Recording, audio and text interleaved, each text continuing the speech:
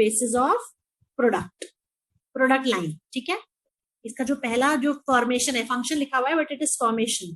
ठीक है, formation functional organisation की जो फॉर्मेशन होती है it is based on functions, जबकि डिविजनल ऑर्गेनाइजेशन की जो फॉर्मेशन होती है that is on the basis of product lines. दूसरा डिफरेंस है स्पेशलाइजेशन.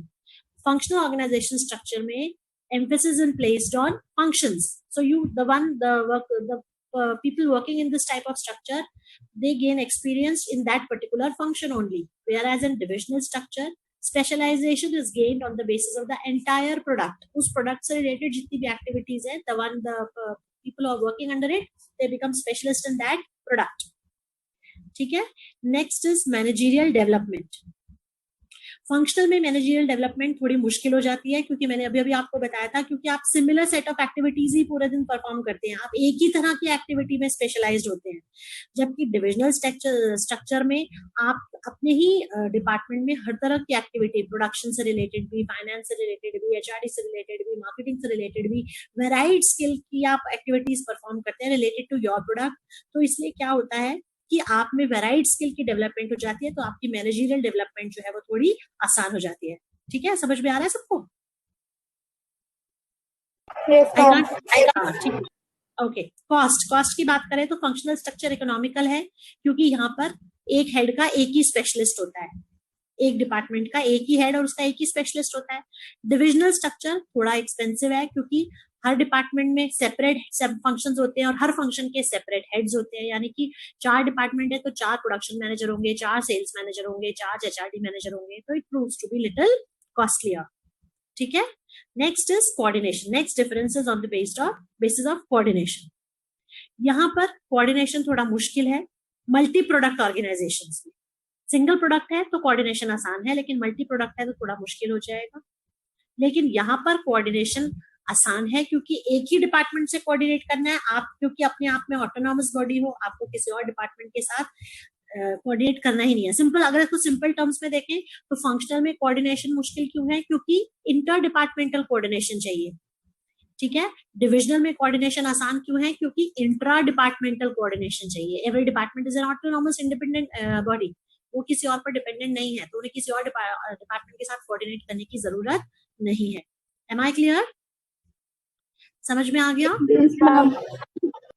ठीक है. इतनी देर में फंक्शन सारे क्लियर हो गए. Difference between the two is clear to everyone? Yes, yes. Okay. Now let us come to another type of two types of organization. Both the two type of organization structure. अब हम आते हैं two types of organization. There are two type of organization, formal and informal. ठीक है. Formal organisation पर आते हैं. Formal organisation कौन सी होती है? It is the structure which is designed and established by the management to achieve the organisational गोल.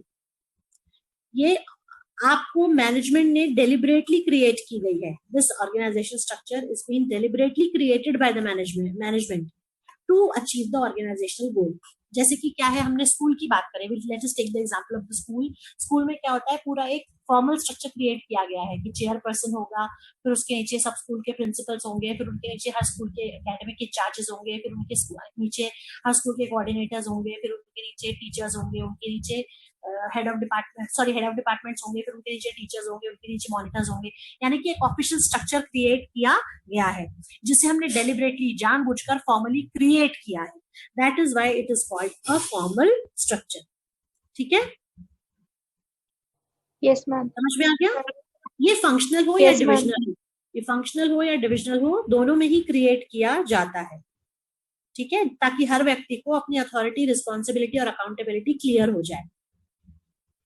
ठीक है. तो फॉर्मल ऑर्गेनाइजेशन क्या है? It is a structure which is designed and established by the management to achieve the organisational goals.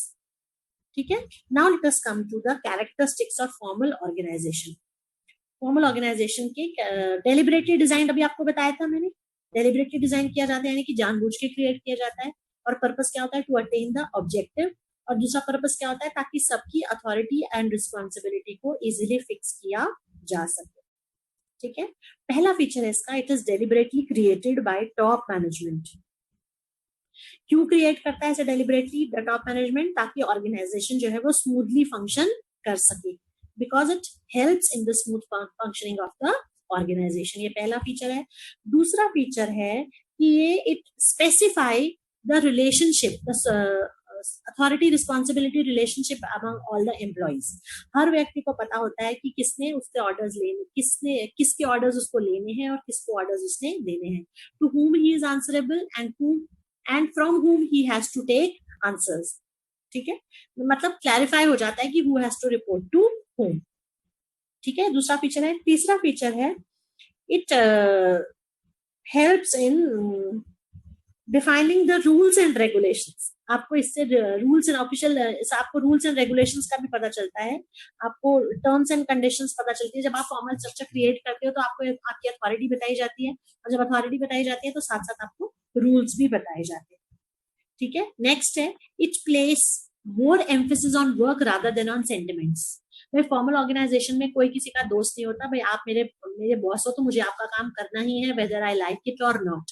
ठीक है, और मुझे आपका काम, और वो मेरी बात नहीं सुनेगा, मैं बीमार हूँ या मेरी कोई प्रॉब्लम है, नथिंग डूइंग। वो ये फ्रेंडशिप में तो चलता है, अच्छा तुम बीमार हो मैं तुम्हारा काम कर देता हूँ, लेकिन फॉर्मल ऑर्गेनाइजेशन स्ट्रक्चर में इस तरह के रिलेशनशिप के लिए कोई जगह नहीं होती, because the emphasis is placed on work rather than on any interpersonal relationship. समझ में आ रहा है बेटा सबको? हेलो, समझ में आ रहा है ना सबको? ठीक है, नेक्स्ट है इसमें कि यहाँ पर सारे डिपार्टमेंट्स के जो एफर्ट्स हैं वहां पर कोऑर्डिनेट करना आसान हो जाता है, क्योंकि सारे के सारे डिपार्टमेंट इंटरलिंक्ड होते हैं। और सबसे इंपॉर्टेंट चीज कि यहाँ पर जो ऑफिशियल चेन ऑफ कम्युनिकेशन है, ऑफिशियल लाइन ऑफ कम्युनिकेशन है, that takes place through scalar chain. Scalar chain का प्रिंसिपल याद है ना, कि मैसेज हर लेवल से होता हुआ ऊपर तक जाता है, और ऊपर से नीचे कोई बात कन्वे करनी है तो हर लेवल से होकर नीचे तक आएगी, कोई भी लेवल को स्किप नहीं किया जा सकता except in the case of emergency. Do you remember that principle? Yes ma'am. Yes ma'am. हाँ, तो फॉर्मल ऑर्गेनाइजेशन में कोई भी कम्युनिकेशन आपको अपने सीनियर या अपने सबऑर्डिनेट से, 2-3 लेवल नीचे के सबऑर्डिनेट से या 2-3 लेवल के ऊपर के सीनियर से करनी है कोऑर्डिनेशन, तो you have to follow the scalar chain. Am I clear? Am I clear with the features of this type of organization? Yes ma'am. Okay, now let us come to advantages of formal organization. क्या क्या advantages है? पहली advantage क्या है? Easy to fix the responsibility. क्योंकि हर व्यक्ति को उसका रोल क्लियरली डिफाइंड है, authority and responsibility are clearly defined. ठीक है, so it is easy to fix responsibility for the success और failure of any attempt of any department. ठीक है, किसी भी, जैसे स्कूल की ही बात करें, किसी एक पर्टिकुलर सब्जेक्ट में बच्चे फेल हुए हैं तो it is easy to fix the responsibility because that is the responsibility of that subject teacher. ठीक है, because the role, the duties are clearly defined, so it is easy to fix the responsibility. दूसरा है clarity of duties. Clarity of duties का मतलब ये है कि हर व्यक्ति को अपना काम ठीक से पता है, तो इसकी वजह से क्या नहीं होता, ओवरलैपिंग ऑफ एक्टिविटीज नहीं होती। Everybody knows what is his area of operation, so no work is being performed twice। हर व्यक्ति को क्लियरली एलोकेट कर दिया गया है काम, इसलिए किसी भी काम के 2 बार होने की पॉसिबिलिटी बिल्कुल नहीं होती। That means it helps in avoiding confusion and duplication of efforts. ठीक है, तीसरा इसका एडवांटेज है यूनिटी ऑफ कमांड। आपको एक बार में एक ही बॉस के ऑर्डर्स लेने होते हैं, आपके ऊपर एक ही बॉस होता है फॉर्मल स्ट्रक्चर। ठीक है, अगला है इसका, am I clear to everyone? समझ में आ रहा है ना सबको? Yes ma'am. नेक्स्ट है, जहां भी बेटा समझ नहीं आए आप मुझे बीच में, you can raise your voice and tell me अगर कोई पॉइंट क्लियर नहीं हो तो। ठीक है, अगला हमारी एडवांटेज है accomplishment of organizational objective. Formal organization से क्या होता है, it helps in the achievement of objectives of the organization. क्यों इजी होता है? Because every employee knows his role, he has to play, every employee know his duties, every employee know his responsibilities, every employee know his authorities, and every employee know his accountability। यानी कि reporting relationship सबको पता है, अपना role सबको clear है, clarity of roles है, duties बिल्कुल क्लियर है, तो इसलिए ऑर्गेनाइजेशनल ऑब्जेक्टिव को अचीव करने में ज्यादा दिक्कत नहीं आती। Next advantage is stability. This organization provides stability. Stability कैसे आती है? क्योंकि ऑफिशियली क्रिएटेड है, लॉन्ग लास्टिंग है ये, because various department once they are created, departments are being created, उस पर काम करने वाले लोग बदल सकते हैं लेकिन डिपार्टमेंट्स नहीं बदलते, डिपार्टमेंट स्टेबल ही होते हैं। वही प्रिंसिपल बदल सकता है, चेयरपर्सन बदल सकता है, टीचर्स बदल सकते हैं, एचओडीज बदल सकते हैं, लेकिन एचओडी रहेगा, प्रिंसिपल पोस्ट रहेगी, चेयरपर्सन पोस्ट रहेगी। तो स्टेबिलिटी, स्ट्रक्चर में स्टेबिलिटी है। काम करने वाले लोग बदल सकते हैं लेकिन स्ट्रक्चर जो है वो स्टेबल और परमानेंट है। ठीक है, old employees may leave, new one can join, but the structure remains the same. The structure is long lasting because it is officially created after thorough analysis and study of the job or the targets to be achieved. ठीक है, am I clear? Yes, समझ ma'am. आ रहा है? Yes, ma'am. अब हम आ जाते हैं limitations पर। क्या लिमिटेशंस है इसकी? पहली लिमिटेशन है प्रोसीजरल डिलेज। डिले क्यों है?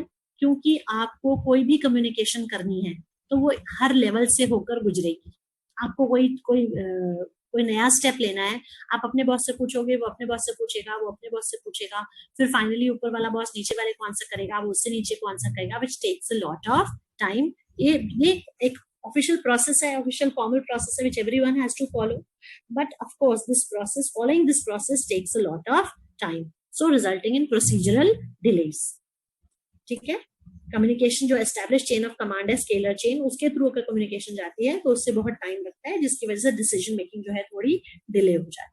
ठीक है, दूसरा इसका है emphasis lack of initiative.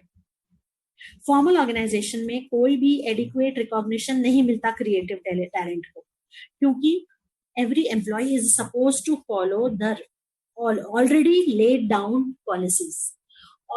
The policies and plans are rigid. Nobody is allowed to deviate from those policies or plans. So there is no scope of showing any creativity on the part of any of the workers. So which leads to lack of initiative. Workers को आपको creativity उनकी खत्म हो जाती है, उनको initiative देने का मौका ही नहीं होता, क्योंकि आपको जो already plans and process बताए गए हैं आपको उन्हीं को follow करना है। ठीक है, next, difficult to fully understand the human relationship. Human relationship